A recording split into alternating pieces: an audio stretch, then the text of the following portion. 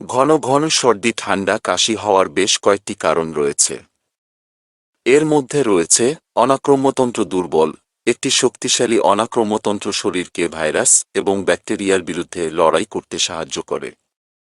যদি অনাক্রম্যতন্ত্র দুর্বল হয়, তাহলে শরীর ভাইরাস এবং ব্যাকটেরিয়ার সংক্রমণের বিরুদ্ধে প্রতিরোধ গড়ে তুলতে পারে না।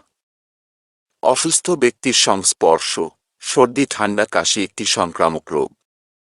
যদি আপনি অসুস্থ ব্যক্তির সংস্পর্শে আসেন, তাহলে আপনিও ভাইরাস বা ব্যাকটেরিয়া সংক্রমিত হতে পারেন। পরিবেশগত কারণ। কিছু পরিবেশগত কারণ সর্দি ঠান্ডা কাশি হওয়ার ঝুঁকি বাড়াতে পারে। এর মধ্যে রয়েছে ঠান্ডা শুষ্ক আবহাওয়া।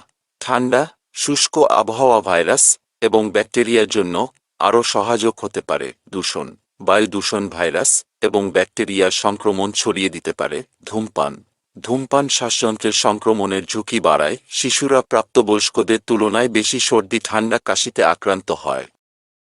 এর কারণ হল শিশুদের অনাক্রম্যতন্ত্র এখনও সম্পূর্ণরূপে বিকশিত হয়নি।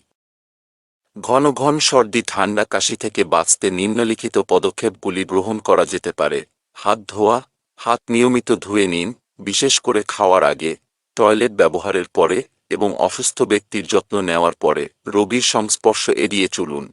যদি আপনি অসুস্থ বোধ করেন, তাহলে অন্যদের সংক্রমিত করা এড়াতে লোকজনের সংস্পর্শ এড়িয়ে চলুন। স্বাস্থ্যকর জীবনযাপন করুন। স্বাস্থ্যকর খাবার খান, পর্যাপ্ত ঘুমান এবং ব্যায়াম করুন। যদি আপনি ঘন ঘন সর্দি ঠান্ডা কাশিতে আক্রান্ত হন, তাহলে আপনার ডাক্তারের সাথে কথা বলুন।